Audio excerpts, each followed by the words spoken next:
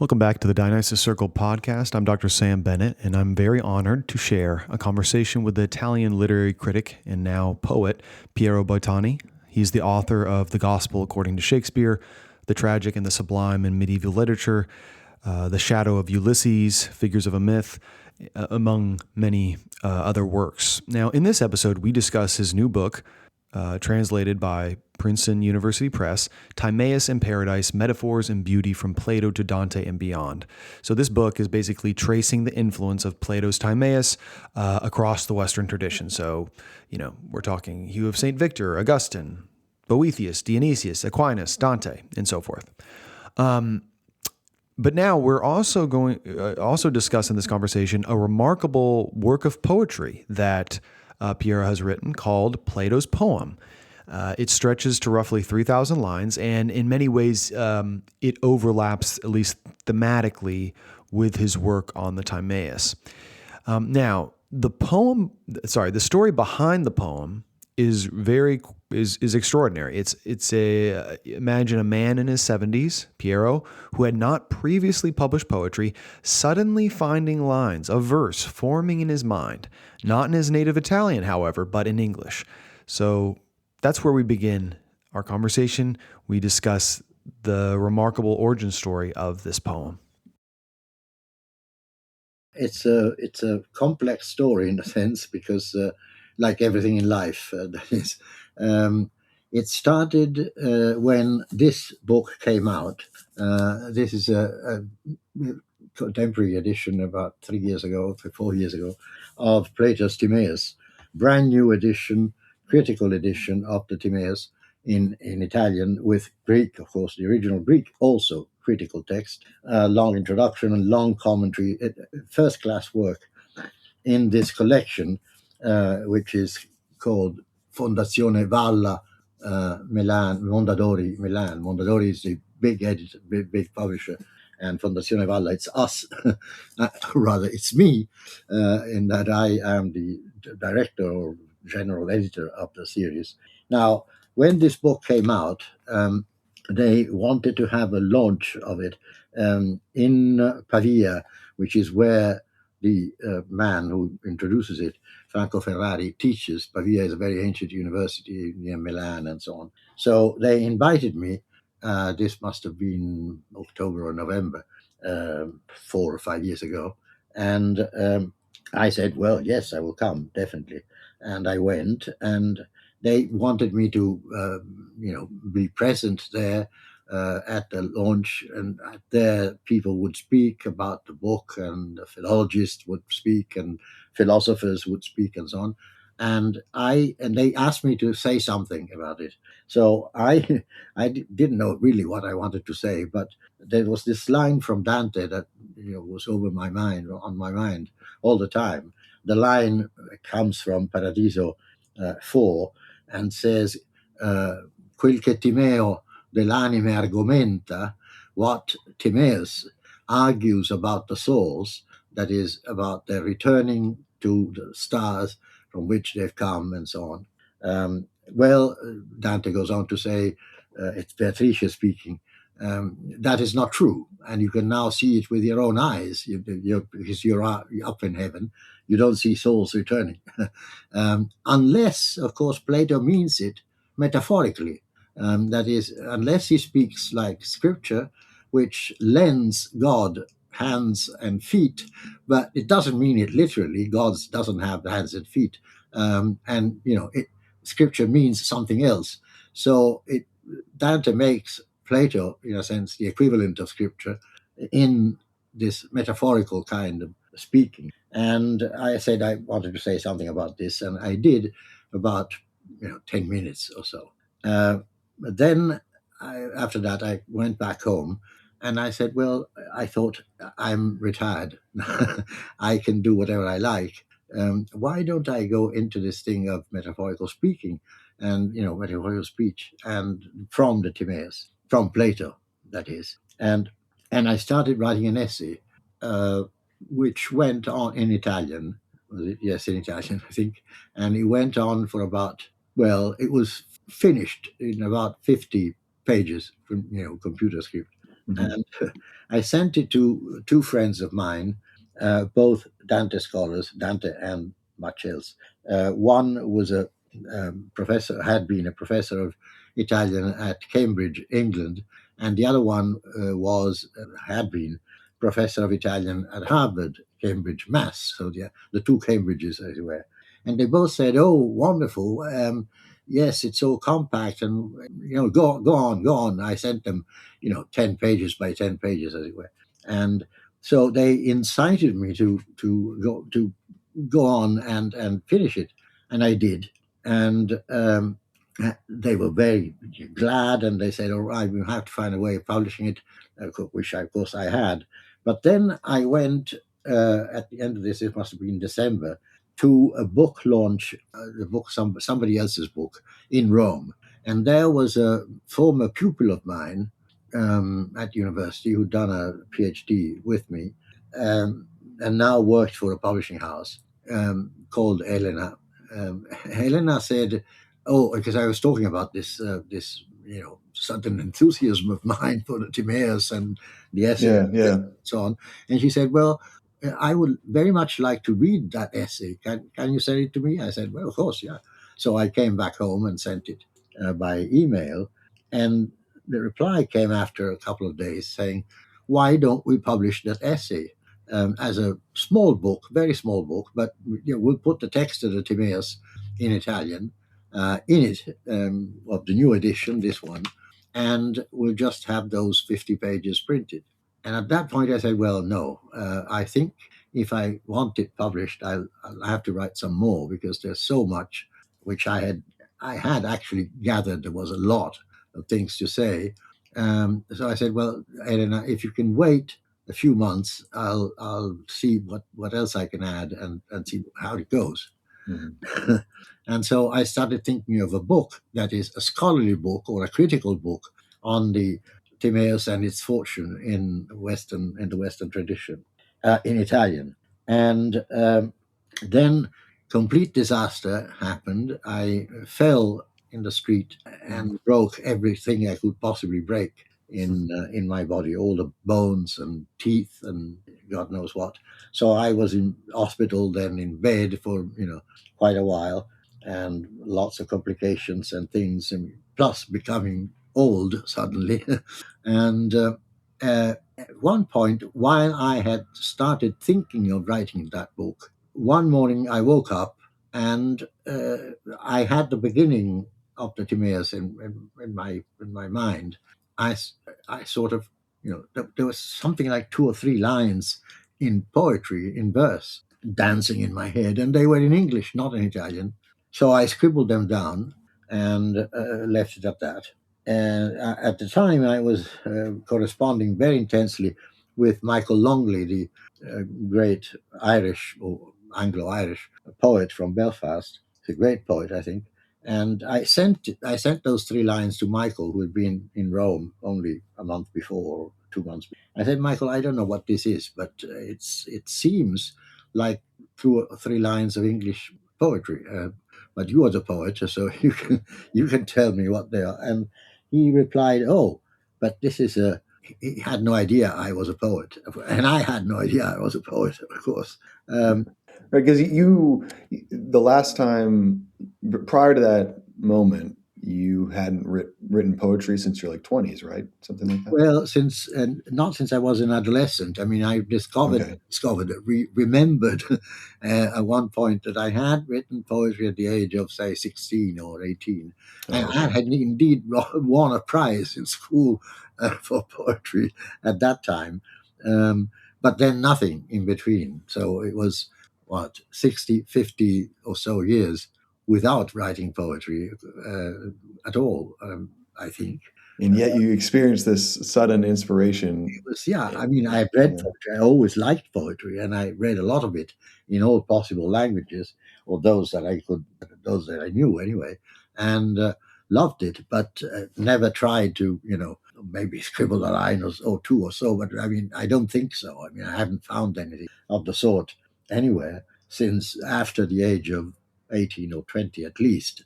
Um, so when Michael said, "Well, try to see if you can go on and see what happens. So I did, and the thing became longer and longer, and then the ideas came, and the ideas were coming at the same time for the other thing, the scholarly book, and that indicates that the two were progressing at the same time in a way, but that they were completely different one from the other, although the subject was the same, because there are things you can say in a critical essay which you cannot say in poetry, and vice versa.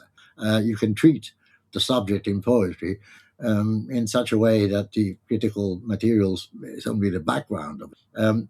I had another friend, an Englishman, who was former professor of French at Oxford, whom I knew very well, Terence Cave. And I don't know why we were corresponding at the time. And I said, Terence, would you like to read some of the stuff that has come to my mind? He said, yes, of course. So I sent it to him while I wrote it. And he said, are you writing a book about this as well? I mean, a critical book. Mhm. I said, yes, I think I am. He said, so which one will come out first? And I said, I think the poetry thing will come out first. So he says, well, no. I said, I think the critical book will come out before the poem. And he said, well, it means that the scholia come out before the actual poem to which they are the scholia. I said, well, I think so. Yeah. And in fact, it happened exactly like that. The critical book, I have it, but to fish it out now would mean that all these piles will fall apart, and it's too much for my broken wrist to manage. That came out after the actual poem. Remember that the poem was written in English and corrected. I mean, Terence Cave helped me, and Michael Longley went over it, and so on and so forth. Several friends were involved in suggesting, this or that avenue of proceeding, and um, then it had to be translated into Italian because there was no point in publishing an English poem in Italy. So I got another friend who was a poet, he is a real poet, Paolo Febraro, and he decided to do the translation and introduction, so to be the editor, as it were, of that. Mhm. Not only that, but he acted with the actual editor of the publishing house as a intermediary, and convinced him that this was worth publishing, which he did. So, in spite of all this, the poem was ready before the scholarly book, and it came out first in I think September 24. I think, and the other one, the scholarly book, the Italian version of Plato, of Timaeus in Paradise, came out only afterwards. And there is a difference between, again, the Italian version of that book and the English one, because every time, somebody asks me to publish something afterwards in another language, I can't stay just happy with what I've done. Until then, I add something, I change this, I change that. Above all, I add bits and pieces. And the English version published by Princeton has quite a bit more than the Italian, which is, in a sense, quite important, in fact. And in that bit more, the poem taught me what to add, how to do it, and to what end as well. So Mhm. this is the story, which is it's a mess in a sense, but it makes sense in my development as it were. And you must also understand, or the public must understand, that I was growing old at the same time. So every month or every year in between, I was growing older. So things developed quickly because my mind was still working it still is working quite fast, but uh, but the awareness of not having the entire life ahead of me, but only whatever it is that one can imagine at 75 or 76, was also present. So I Yeah. wanted to do it, quickly, and in the end, we managed. Yes. Well, it's a wonderful story that, late in life, a sudden Yes. urge to write a poem, and the fact that it was, in English, rather than your Native language. native language, it makes it all the more extraordinary. And then, of course, I'm thinking about how it sort of reminds me of, I believe it was Socrates, right, who late in Yeah, life exactly. Yes. Yes. engaged in some. I didn't actually, at the time, I wasn't aware of, I was aware, sort of in the background, but I wasn't aware that this was happening to me the same way as it happened to Socrates, that, a god was telling him, look, Socrates, now that you're old, before you die, you better compose some poetry. But it sort of worked the same way. Yeah.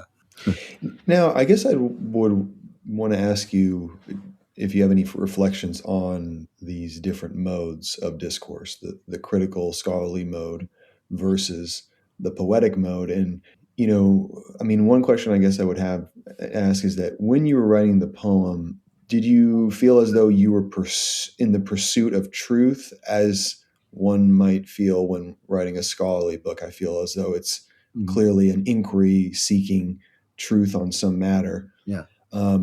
When you were writing the poem, did you feel as though your eye was primarily on beauty, or instead was it also sort of an inquiry into reality, into truth? So I'm kind of curious, yeah, how you Mm. compare those. Yes.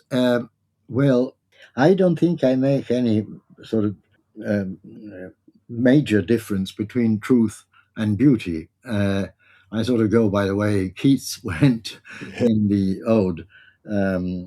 Truth is beauty, and beauty is truth, and that's all you need to know. And one of the things that helped me in that way was the fact that there was a famous American, or rather Indian American physicist, Chandrasekhar, who had written a book entitled Truth is Beauty. And this was a physicist. And indeed, I had written a book before that. Sorry, I better put this away, otherwise, everything will fall apart. Um, I had written a big book called Il Grande Racconto delle Stelle, The Great Story of Stars, literally, then came out in English with a different title. And there I used Chandra's book, and I had become convinced that the end of the inquiry of truth and inquiry of beauty can proceed in sort of in parallel ways, or in fact in ways which are uh, interlocked, as it were, one into the other. Um, so I wouldn't say that was the difference between the two. Of course, the beauty of in science is a beauty which depends on mathematics, and which has a beauty of its own to begin with. But the end of both seems to be the same, basically, that the cognitive route towards the supreme beauty and towards the supreme truth are the same. And as a matter of fact, Plato, of course, for Plato, they're both transcendental, so they come at the end of that process, in a sense. And I would not basically see them as diverging, but as being the same. And indeed, the language with which poetry speaks, which is basically metaphorical imagery and so on, is another way of pursuing the truth. In this sense, I'm not so much Platonic, because Plato, of course, maintains that poetry basically is false, is a fable. But I am Aristotelian in that Aristotle, in the Poetics, fighting against Plato, says, well, poetry tells you the universal, and whereas history, for instance, tells you the particular, what Alcibiades did and when and so on, whereas poetry will say what Alcibiades might have done if had he proceeded along, etc., etc. True. I mean, Aristotle understands poetry in a sense more than Plato. Plato makes poetry rather than understanding. I mean, understanding its mechanism, although he does too. But Aristotle understands how it works, and I think he's perfect in that respect. And he talks about poetry not only in the Poetics but also in the metaphysics at the very beginning, when the two ways of poetry and philosophy, as it were, are outlined and grounded, both grounded in wonder. Wonder is the basic thing Right. from which everything starts. Yeah. Yeah, and so when it comes to these two works, your scholarly work and then this poem, I mean, the object of inquiry in a way, or the object that you're sort of pursuing, is the Timaeus and its kind of afterlife in the Western Yeah. tradition, as you mentioned earlier. And so maybe right now we could just talk a little bit. Why do you find the Timaeus so fascinating personally, and then also, why do you think it exerted such a profound influence on the Western tradition?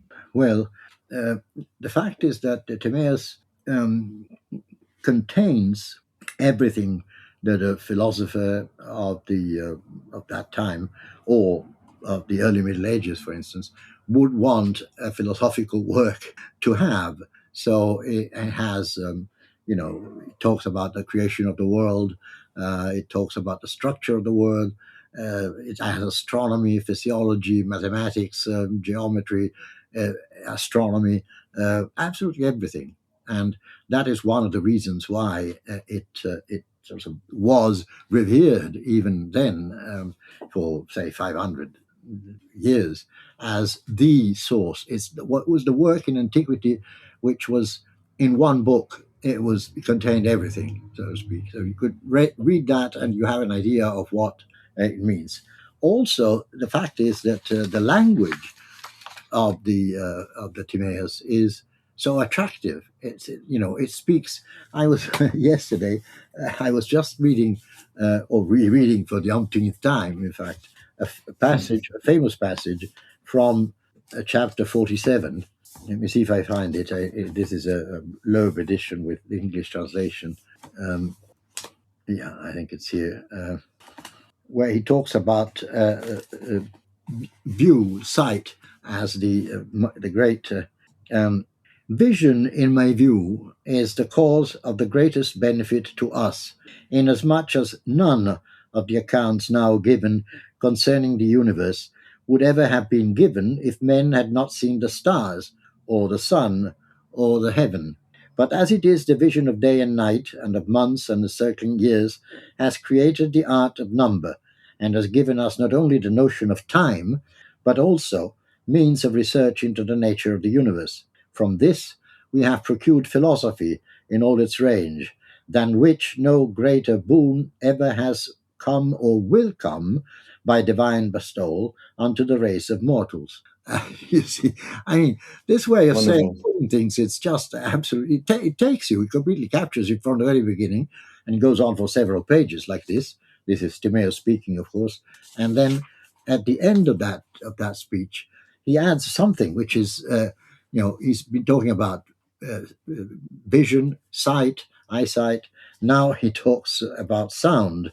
Uh, Music, too, insofar as it uses audible sound, was bestowed for the sake of harmony, and harmony, which has motions also to the revolutions of the soul within us, was given by the muses to him who makes intelligent use of the muses, and is an aid to irrational pleasure, as is now supposed, both as an auxiliary to the inner revolution of the soul, where it has lost its harmony, to assist in restoring it to order and concord with itself. So what he's saying is that we have in our mind, we have lots of revolutions, things, I would Hmm. say, in fact, things, thoughts revolving around, and that, you know, they come out as words, as sentences, phrases, and so on, and they are dictated by the muse. So the harmony, the music that comes from in that speech is in fact the same as the structure of the mind, as the revolutions of the mind. Absolutely perfect in a sense.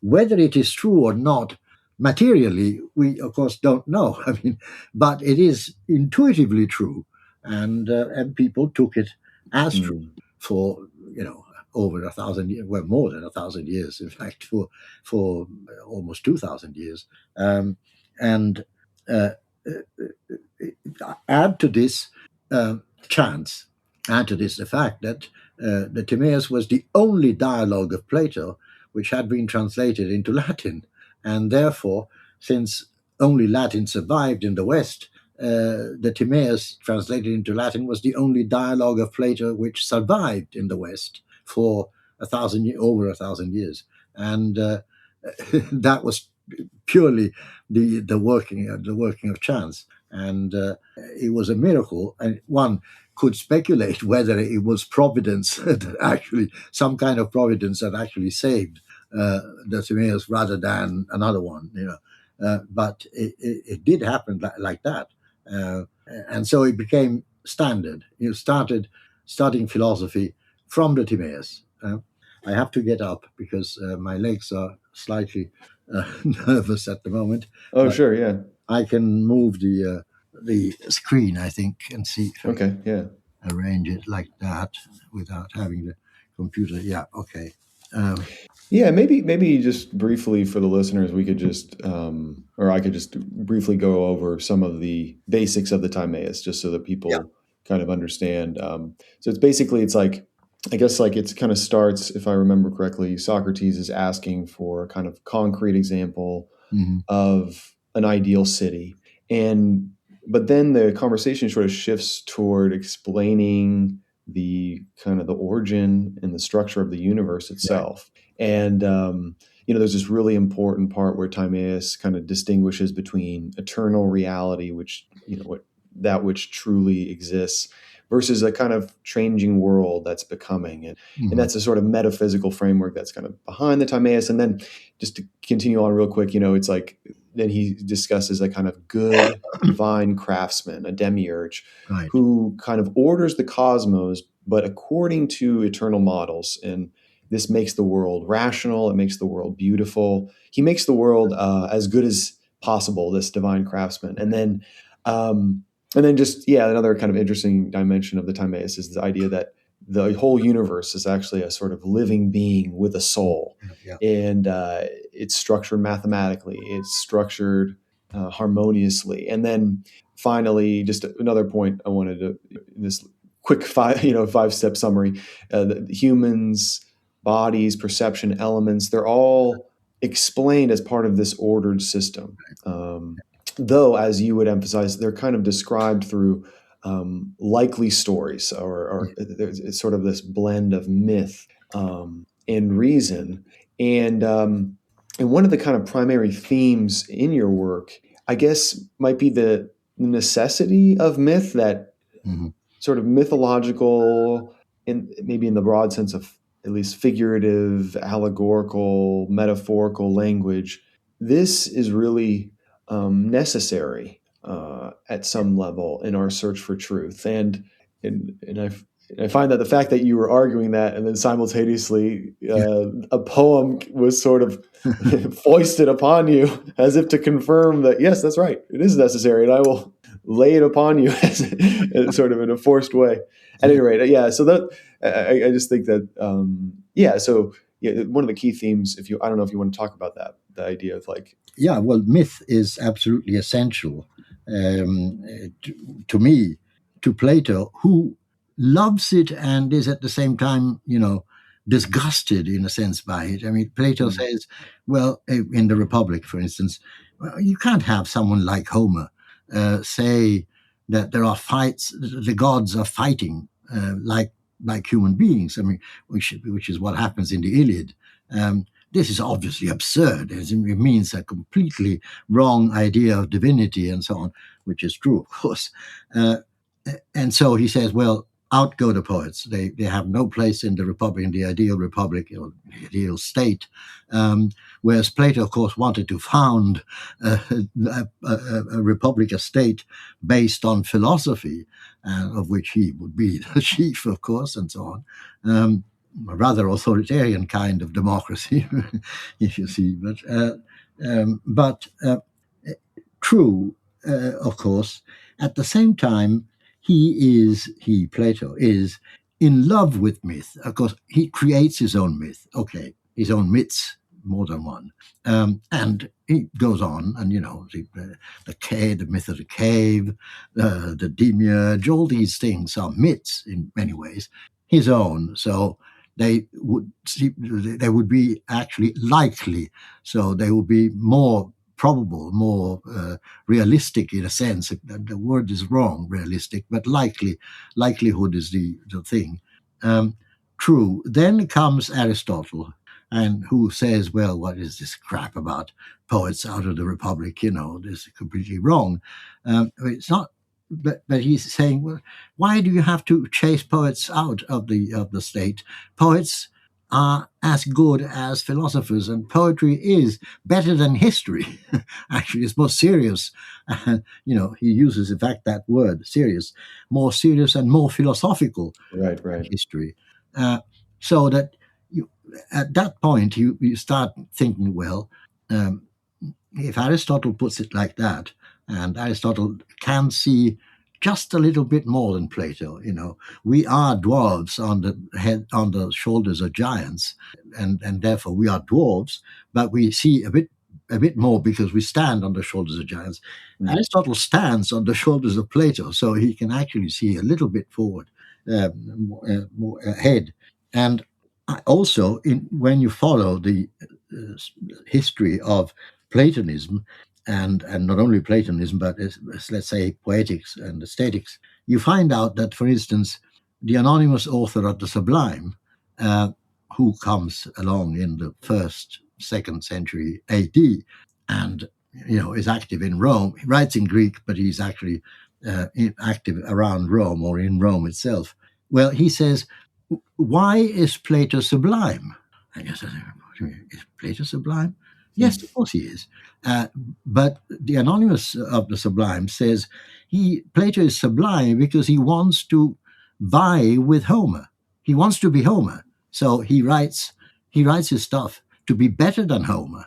And you start thinking, my God, he's right. He's right. I mean, he's writing prose, of course, not poetry, but the prose is very artistic and very poetic, as it were, in many ways. And Plato wants to be the Homer of philosophy. In a way, of course, he is, since everything in Western philosophy, as Whitehead said, is only a footnote to Plato. So he becomes the Homer of philosophy. And people like the subsequent Platonists like Proclus and so on, did see the fact that there were two strains in Plato, as in fact I go on to see both in the poem and in the book, in the critical book. There is a side to it which is Pythagorean in a sense, with all intuition and enthusiasm and mania and so on, which comes out in the Ion and various other dialogues, and indeed in the Timaeus, and the other side, which is scientific, in inverted commas, because we cannot take science in antiquity to be exactly the same thing as science in modernity, the difference being made by mathematics, basically. When Galileo comes along and says, well, the language of the universe, the language of science is mathematics. Well, that doesn't apply in antiquity, of course. Simply, they see the connection between harmony and physics, but not the actual strict connection between mathematics and physics or whatever. So this is extremely important in the tradition.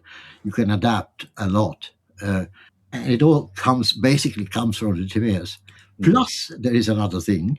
The Christians, when they come along, when in the 1st century AD, well, at first they behave towards pagan antiquity and paganism in their own time, as one would say the Taliban did only a few years ago, or perhaps still now. Well, they destroyed it. You found an ancient temple, out it goes. Brum. You burn it or whatever. You burn the books, you burn the art, the sculpture. You break the sculpture into smithereens with hammers and things, which they did. Monks did, exactly like the Taliban. But then, after a while, the Christians themselves are taken aback by one fact: is that the stories of paganism, the stories, handed over by the pagans, like Homer, like Ovid, like Virgil, they're so damn beautiful. What can you do with them? I mean, you can't forget what, just completely. You can't say. I mean, Yeah. you can't So throw Homer to the dogs. for throwing out something so beautiful, that would have to be a sin, right? So what you can do, is interpret that stuff allegorically and say that, as far as the Ovid's metamorphosis, for instance, are concerned, that Daphne means fame. It doesn't. The erotic meaning of Daphne, which is sensational in Ovid, well, you sort of push it a bit to the side because that is not really Christian. But if you say that Daphne is fame and that Apollo is he who seeks fame, well, then you can deal with it and you can still read the story, which is what you want to do, basically. So they then spend the next 10 centuries allegorizing Ovid or Homer or Virgil and reading it and copying it. I mean, first they destroy the stuff. Then in the monasteries, they copy out the stuff. It's almost ridiculous, but that is the way it goes, and there is a renaissance every 2 centuries. We talk about the Carolingian Renaissance, the Ottonian Renaissance, the Renaissance of the 12th century, and finally, when the Renaissance comes along, the Rinascimento, the Renaissance of the 15th century, 15th, 16th, depending on where in Europe you are. Well, that is the Renaissance when they say, well, everything that goes before us is Dark Ages.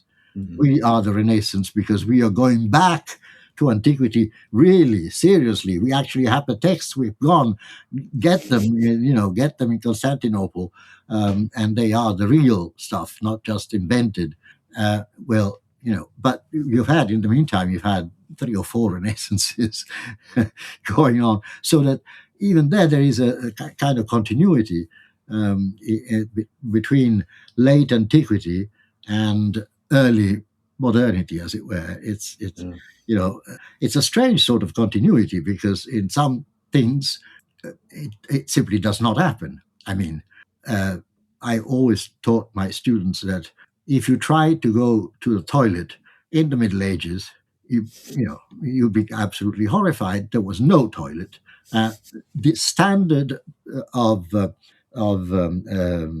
hygienics and so forth in 3rd, 4th century Roman and 4th century Roman Empire was only reached again in the late 19th century. Mm. So in between, no bathrooms, no showers, no no bathtubs, no toilets, it was the world would have smelled a little bit different exactly. At that time. It was completely.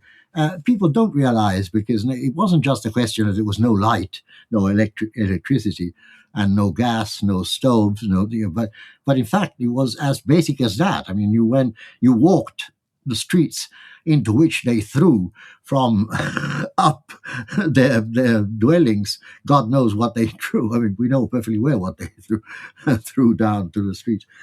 You walked on that, and so illnesses, plagues, all sorts of things, and now this is not philosophy, of course. Strangely enough, philosophy continued to be thought or elaborated even in this complete mess. It was like building basilicas or churches, beautiful ones, depending on which style, but I mean, still whatever, Romanesque or Gothic. They were absolutely wonderful churches, like temples, Greek and Roman temples had been before. So the tradition was beauty again, and philosophy at times, or even mysticism, anticipated the kind of rules that would rules that would dictate the way of building new churches. Example is Suger, Abbot Suger in Saint Denis, who followed Dionysius the Areopagite, or pseudo Dionysius, in his aesthetic criteria. He wanted to build a church that was as beautiful as what Dionysius has said in philosophy, or rather, not just philosophy, but mystical philosophy, which is incredible. But they did. And then, of course, Rome was a different case, because in Rome they went on building the same kind of church for at least 1400 years, from the very Constantine, the basilicas, all the way to the end of the Middle Ages, and then the Renaissance. Basically, they did not change. They were still the same, and they're still the same today. The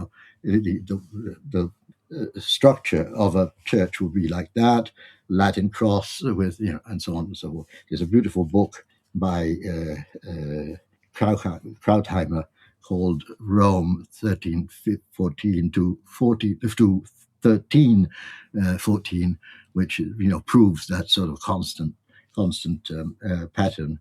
And so you become aware that things go on for a long time, and it is a longue durée discourse that you are following, and that you're trying to reconstruct the various byways and branches, as it were, in time. It's interesting you bring up the architecture, because it almost seems like the architect was striving to be like the demiurge of the Timaeus, in the sense of, he's going to build according to mathematical rules and ratios.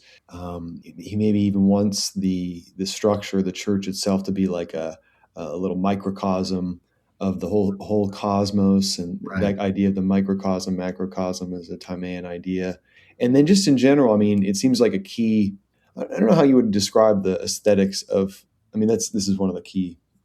Another key theme in your work is kind of the aesthetics of Timaeus. What kind of aesthetic outlook does the Timaeus provide? But it seems like one of them is beauty is profoundly connected to order, to structure, in harmony among parts. And but yeah, anyway, the Timaeus is kind of made visible in a lot of these medieval architectural achievements, I suppose. Yeah, there's no doubt. And even more so, of course, when it comes to the Renaissance, except that it isn't just the Timaeus. In that case, it becomes more mixed up with Roman architecture, which they are uncovering then in the 15th century, and so on. But I mean, basically, the idea is that harmony, that order and harmony are the supreme criteria in that respect. One must also remember, though I don't do so in the sort of book, but when there's the other influence, which is Aristotle and Thomas Aquinas, of course, when you say, well, Thomas says, pulchra sunt que visa placent. What is beautiful is what pleases one. So he introduces the psyche and the feeling, the reaction of the feeling. When then the criteria for beauty, which is almost scientific in Thomas. What are the criteria? Well, integritas, consonantia, and claritas. So integritas, they must be whole things. Consonantia, they must be in harmony with each other. And claritas, they must be clear and full of light, as it were. Now, this is pseudo-Aristotelian or post-Aristotelian aesthetics, which goes all the way to the 19th century, to Joyce, for instance, in The Portrait of an Artist, to Stephen Dedalus. But that is very important in the Middle Ages, and then later, of course. Whether they acknowledge the Aristotelian sort of ancestry of all this doesn't really matter, but that is what they want. And ultimately, it even agrees with here we are with Plato as well, except that Plato, goes there in different ways. I mean, it reaches that point in different ways. One story which got me in writing both books, or both works, let's say, was the story of Dionysius the Areopagite. I don't know if you got that, but it's a marvelous story. In fact, it's a novel or a romance. Yeah. In a sense. With And his, you provide a great summary of it too. His it's the a kind of, extraordinary life of Dionysius the Areopagite. and the fact is that this man, Dionysius, of whom we have no reason to doubt, because Paul mentions it. In fact, the Acts of the Apostle mentions it. Him when Paul goes to Athens and tries to convert the Athenians, they all listen to him very carefully and fine until he gets to the point of explaining about the resurrection of the flesh. Then they live in disgust because the resurrection of the flesh, when you have the word logos, I mean, you can't apply for Greek thought. This is complete blasphemy. You can't have thought resurrected in the flesh. But two people, they all go away. All the public to which Paul is preaching leave the agora, except two remain. One is this Dionysius, and one is a woman. And Dionysius, in due course, becomes the bishop of Athens, and which perhaps it's true. Now, this would be, chronologically speaking, in the years between, say, 50 and 60 AD, before Paul comes to Rome. All right. Then Dionysius quarrels with his colleagues in Athens, and this is where the legend starts, of course. He goes away and comes to Rome, where he finds himself with the Pope. They become friends, Clement, and they become good friends. But Clement immediately dispatches him to Gaul, to France, on a mission to convert the French, the Gauls, in fact. And he goes, and as soon as he arrives, he's captured by the Gallic priests and condemned to death and indeed beheaded, and all right. So he becomes a martyr. But what happens to him is that he picks up his head from the ground and walks for hundreds and hundreds of yards or meters, whatever, to the place where the future Basilica of Saint Denis will be built. So just outside Paris, and there eventually he is buried, and eventually the basilica is built. Now, several centuries later, now more or less second century AD, right? So there's an enormous gap, because from the years 50, 60, we're now in the years, let's say, 150. But this is all fictional. Suddenly, in the 6th century AD, somebody, presumably in Syria, pretending to be Dionysius the Areopagite, writes a series of treatises, mystical treatises, in Christian terms, in Greek. And he says, well, I was there at the resurrection. I am a witness, an apostolic witness. So he sends his group send the writings to the Greek fathers, and they sort of talk about this for a while, and then they decide that they are fine, that they are orthodox, and they take the stuff as true, and true patristic writings, as it were, and they call him Dionysius the Areopagite, the way he calls himself. Now, we are now in the 6th century AD, so with 4 centuries in between, or more, and this is in Greek and not in Latin. Though the West knows about this, I mean, they know that there is this incredible, fervor of attention to these mystical writings, but they have no way of following it because it's in Greek, and then nobody knows Greek anymore in the West. Until suddenly, in the 8th century, the Emperor Constantinople decides to send a copy of all the Dionysian writings to the king of the Francos. The French were in fact the Franks, right, who were still half barbarian, And he sends a manuscript And the king, the French king, very glad, immediately asks his abbot of Saint Denis to translate the stuff into Latin. And Hildebert, that's his name, aided by a certain number of people, does it. The translation is not exactly beautiful, but you can work a little bit on. At least you can try to understand it. But it is obviously extremely important because 50 years later, less than 50 years later, John Scotus Erigena does another translation, and John Scotus knows Greek better than Hildebert, and writes on it as well. And so there's a new story, which is a story of Dionysius, which is a sort of second Christian Plato, as it were, in the West, right? Between 800 and 1400. Yeah, 1400. I don't know how many translations and commentaries on Dionysius come out in Western Europe, just in all languages, basically Latin, of course, but also in vernacular languages, like in England, for instance.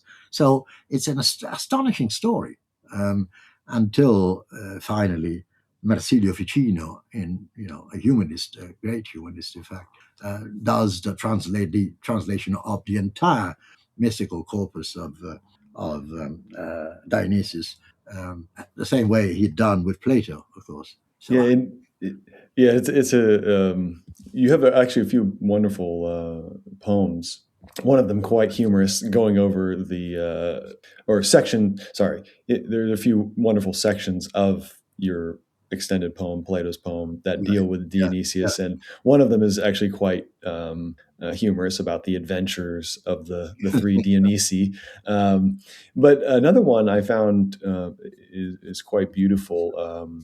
Let me see. What was the name of this one? Because there's a few. Yeah, there's a chapter in your poem called Dionysius Sings of Beauty, and I don't know. Would you be willing to read perhaps the final stanza of it? I think. Let me see here. Dionysius Sings of Beauty starts at page 130, and then it goes on for quite a while. Yeah, maybe we could read some of the one that stanza that begins Timaeus and Boethius chant. And Boethius, yeah. Timaeus and Boethius chant through Dionysius. Creative cause. The beautiful is also the final cause, the God of all things, since it is a longing for beauty that brings them into existence. Even non-being shares this beauty, because if you apply non-being transcendentally to God as a denial of all things, it is itself beautiful and good, the one, the good, the beautiful. Following Proclus now, Dionysius would never stop singing beauty. Europe, listening, experienced fire and eventually thought beauty was to save the world. But some, like Suger, abbot of Saint Denis, tried to translate the flame into high walls aspiring to the sky, and multicolored light filtered by the windows, pointed arches, the space enchanted of his new church. And that is the end, I think, of that section. Whereas the next chapter or next canto, as it were, is on John Scotus Erigena, who is the continuator and interpreter of Dionysius. But there's a section before, when still in the Dionysius section, where I quote a passage, of course in English, but a passage which in the Greek is so close to what Plato says in the Symposium that what he's doing is simply putting in from the Symposium into his own writing, and that's why it is so. One of the reasons why it is so attractive to people in the Middle Ages. They don't know that it is the Symposium, but it is amazing. Right, yeah. In terms of the the resonances, connections between the Timaeus and Dionysius. I mean, I guess we could point out some basic things. God being the source of order and beauty in the world. I think both would agree on that. Both would agree that there's a kind of participation. In Timaeus, the world is understood to be an image of an eternal model, and I think that kind of corresponds in some sense to Dionysius saying that all beings participate in God and kind of, we flow from God in some sense. And Right. then, of course, the idea of a hierarchical, structured cosmos, Yes. Dionysius is famous for that. And you also find that in the Timaeus with there being sort of levels of being. Yeah. And then, maybe we could park on this idea of that the world is made beautiful, according to the Timaeus, because God is good. God, the demiurge, is good. And so, of course, he would make a beautiful world. It's Right. like, Yes. why would a good, loving, not envious God make anything but a beautiful world? And Right. then in Dionysius, beauty is, yes, it's a cause. It's an efficient, it's a formal, it's a Yeah. final cause in this world. And so, I don't know. And then, I mean, I guess just really quick, I wanted to say, in some ways, it seems like, in terms of giving beauty a privileged role in your metaphysics, it seems like you can't really surpass Dionysius. I mean, Yeah. uh, Either Plato or Dionysius. Yes. yeah, it's just, I mean, he's the greatest friend of beauty you could imagine, I suppose, in the whole tradition. So, Yeah. yeah, anyway, I don't know if you have any thoughts about. No. I mean, it's clear that well, the Platonic tradition, whether in Plato himself at the beginning or later in Plotinus. Plotinus is a great interpreter of beauty, of course, and perhaps even better than Dionysius in many ways. Plotinus is extraordinary, and he dictates. He dictates is the wrong word, but inspires the whole aesthetics of medieval Byzantium, for instance. It's completely Plotinian in many ways. And then Dionysius. Yeah, I mean, these are the tops of that. There's something I want to say about the ideal, because they all are talking about the ideal of beauty, but then beginning with Plato, Mhm. whereas Aristotle, who will not talk about beauty as such, the kalos or the kalon, he's not really, he's interested in poetry, yes, and rhetoric, yes, Mhm. but not exactly the beautiful. Um, so we're talking about an ideal beauty. Now, between that and the actual reality of the world, Mm. obviously there is a difference. We do experience the ugly or ugliness or moral turpitude and so on and so forth. Yes, but they would say, leave that behind. You want to go to the other side. You want to Mm. proceed on that road. You don't want to proceed on the road to ugliness. You don't want to become ugly. You want to become beautiful. True. So they would point out the various roads that lead to ideal beauty. And this becomes akin to what Christianity does, though Christianity doesn't speak of beauty as such, but it tells you it shows you a way of getting closer to God, shrugging off sin and becoming, more purer and purer as time goes on, as you go up on this ladder, as it were, towards God.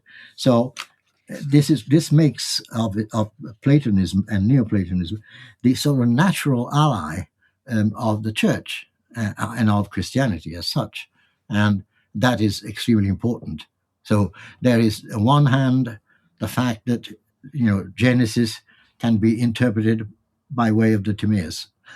On the other, there's the fact that you can apply Platonic or Neoplatonic criteria to the ascesis of Christianity, and that makes incredible success, I think, and that is Mm. still, in a sense, appealing to us in different ways from what it was in the 15th century or before. But that's why Heisenberg, for instance, or Whitehead, still think Plato's images in the Timaeus are, in a sense, more are closer because they are elastic. They're having geometry at its base, like the triangles, the circles, and so on. well, they can be used by modern science. You can't do the same with Aristotelian science, which is fixed, not elastic at all. It's just, you either dismiss it the way Galileo did, or you accept it and then you stop before going into modern science. I think that's a way of seeing it. I think, but it possibly, true, historically at least. And it's fascinating, your discussion of Heisenberg's reflections on Timaeus and his appreciation of the Timaeus. And maybe we could touch on that in a moment. I wanted to, since you brought up the integration of Platonism in Christian, sort of a Christian form of thinking, in aesthetics specifically, I kind of wanted, maybe we could bring up the lilies of the field. That's one of my favorite parts of your book, is talking about, what are the most important, biblical, what are the key aspects of the biblical at least the New Testament biblical account of beauty. And one of them is certainly the lilies of the field, where Jesus suggests that these lilies surpass even Solomon in glory. And, what this suggests is that beauty is already present in ordinary nature. And it's not just in a higher realm. And so someone who, misunderstands Plato and thinks that, Plato, his thing is, he rejects the world as ugly and says that we should abandon it for, the higher beauty. You might, if you think that's what Plato's saying, then you would think, the lilies of the field doesn't sit well with that. But in fact, it's such it just seems like one thing that you extract from the Timaeus, at least my reading of your work, is the Timaeus provides an excellent way of balancing both an eye toward higher beauty, something that's transcendent and beyond, and that maybe is ineffable and that we can't fully grasp, and in Dionysius, it's God itself is the beautiful. But on the other hand, the Timaeus provides a way of thinking about the world where, no, it is beautiful precisely because it is an image of the higher world. So anyway, it seems like it provides a way of, saying that the lilies of the field are beautiful, but then on the other hand, pointing us higher simultaneously. Yes. There's the biblical strain in the both in the poem and in the scholarly book, as it were, is very important, because it came to me years and years ago, when I visited Jerusalem and other places. I mean, I am a Roman and therefore somehow a Roman Catholic, though not quite a complete Roman Catholic. But when you're here, you can't not be influenced by what you see and live in that culture in a sense. So I had a problem figuring out the beauty of the Bible, to begin with, the Old Testament, of course, because it had always been denied. Beauty is not important in the Bible, said people. What is important is the message, salvation and so on and so on. But beauty is in the Bible, damn it. It is there. And, it's not just enough to say, well, beauty is in the legs of the runner who runs bringing new tidings to Jerusalem. No, it's not just that. But, when Rachel and Rebecca and so on are called beautiful, it means beautiful. I mean, they might not be as beautiful as Helen, perhaps. They don't insist, on that, but they are beautiful, comely. Says, it's a form of grace. When what struck me, and in fact in the book is very much in the poem, it's very much emphasized, is when Jacob first sees Rachel, he's just completely struck. When we did the launch of this book last year, of the poem, Stephen Greenblatt read the Rachel and Jacob bit, and he read it very well and got an open applause as he was reading, because it is a crucial moment when Rachel is beautiful, and that's why Jacob loves her, prefers her to Leah, Then, of course, he's tricked by by Laban and has to lie with Leah first. But anyway, the beauty is what strikes him, and that is, beauty in the flesh. Right. Now, you cannot represent human beings or God in human form in synagogues. So it's the same thing as in mosques later. You cannot have paintings like that, like we have in our churches. But the beauty is there all the same. I mean, the texts, when you read the texts, people must have must have thought, my goodness, there is beauty in Rachel and Ruth and and so on, goes all the way down. And then Jesus comes along, and although he doesn't talk about the beauty of women, he says, well, what about the beauty of the flowers, the field, and that is even more integral in a sense, more, it goes to the substance of things. If flowers are better than Solomon and in all his glory, well, then, beauty is there. Beauty is available to all of us in the flowers of the field. And that is, it's extremely important indeed. Indeed. Perhaps I want to be sensitive to your time here, but maybe we could close by reading chapter 8 of your Jesus? poem. It's the Jacob's Song for Rachel's Beauty, the one that you mentioned, Stephen. Stephen Greenblatt read, yes. Yeah, it's. I don't believe it's too long to read the whole one. No, but, it's actually manageable. I mean, we did it in the. Yeah, here it is. We did it at Accademia dei Lincei in Rome, and I think Stephen did the English, and Paolo Febraro, the poet, who was also a translator, did the Italian. But no, it's not too long. Okay, yeah, we can wonderful. do it. It's entitled, this is song, canto, as it were, or number 8, or episode number 8, Jacob's Song for Rachel's Beauty. Rachel, my love, Rachel, my lamb, I was dead tired when I got to Haran and saw the well from afar, and men lying about, surrounded by sheep and bleating goats, doing nothing. They said, lo, Rachel is coming. I didn't care. I thought the flock more important. The day was long. There would be time still for the sheep to graze. Then you were there. You, the shepherdess girl, enchanting, overpowering. It was as if lightning struck me, as if through my body to the ground. For suddenly I became 10 men strong and lifted the stone on top of the well. By myself, Rachel. No one helped. And I kissed you and burst out in tears. You were gone in an instant, Rachel, running home on your girl's legs, thin as a flower stems, a gazelle fleeing with the wind, comely of forms, comely of looks, Rachel. You were beauty herself in my eyes, and I loved you then forever. Some people say we wandering shepherds of Asia don't know what beauty is. We aren't civilized enough. We sheep among our sheep can only conceive beauty as the messenger's feet running over the mountains to bring tidings of peace and announce the reign of God. But wasn't it a shepherd migrating through Asia?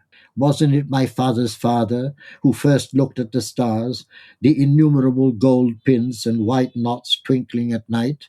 Wasn't it Abraham who came from Ur with the Chaldean passion for the dancing spheres?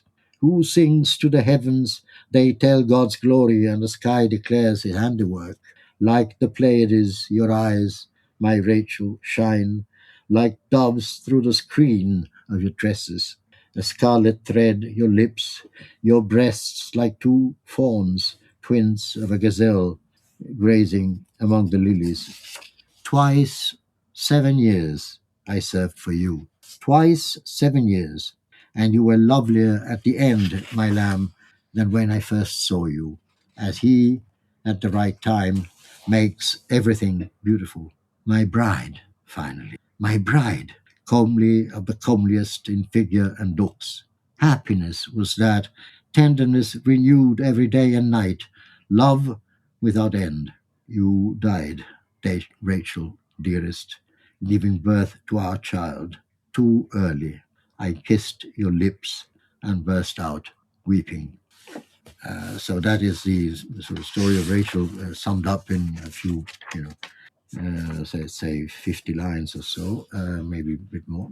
But Yeah, it's I think beautiful. maybe I wanted to write it in a sort of neutral but moving way, so that people would reflect: what is the beauty of Rachel? What effect does it have?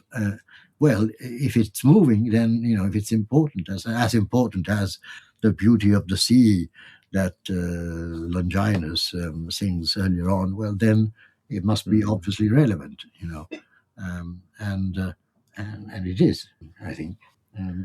Then this has some reflection at the end. The what I call the appendices were added afterwards. The agony of the Gaul, the dying Gaul, and the muse Polymnia were added at the end after I'd finished the poem. But that, as the two summarizing, but the beauty of Polymnia is the beauty of Rachel, and so on. The agonizing Gaul is the agony of the ancient world, all of it. The representations it did of beauty, in spite of the grief, in spite of he's dying. So, Yeah. do you actually make beauty out of dying? It's a terrible thing to do, but they did, and we do too, of course. I think it's essential. We think we have extended the field of beauty, but they did that in the 3rd century BCE. That statue, the first Hellenistic, then translated and redone by the Romans later on. So. Well, Piero, you've written really a beautiful scholarly work and also a genuinely beautiful poem in my eyes. So thank you so much for reading some of it and Thank you. and writing it. And thank you so much for joining me today to discuss it. Thank you. Well, I've written more afterwards, but Oh, wonderful. quite a bit. In fact, one thing has just come out, a shorter poem, fortunately, not as long as I'm entitled "The Five Elements." I'll show it to you just a second. I'll pick it up. There it is, and that is. In fact, it does have a preface by Stephen Greenblatt. Oh, great. So you wrote that in English as well? Yes. For some reason, I have now taken that route. Wonderful, yeah. In English and the rest in Italian. I'm not complaining, so. No. And this, unlike the first one, this actually came out with a major, in fact, the biggest publishing house in Italy, in a very famous series called Lo Specchio, where all the great poets of the 20th century, like Montale and Ungaretti, were published. So I don't know what success or echo it will have, but at least it's there, and we'll see the reviews when they come out. Anyway, I think the people who have read it so far have found it fascinating, but I haven't seen reviews yet, so it's early for reviews. I had a great fun writing it. Oh, good. Yes. Fun and pain at the same time, but yeah. Well, I look forward to reading. I'm gonna find a way to get my hands on it. So maybe I'll have to. Yes, you find it. I think you'll find it in Amazon. On Amazon, possibly even the American one. And though it will be more difficult to get, but sometimes we'll send it on to the American Amazon or something. That's right. Yeah, there's a way you can even if you're normally using the American Amazon, I think there's a way you can get yourself onto the Italian one. And so maybe that's what I'll have to jump into that stream and then and catch it that way. But wonderful. Well, thank you again, Piero. I really appreciate it. Thank you, and good luck with everything. And I hope we'll be in touch. I have to get rid of this thing first and start using my hand again.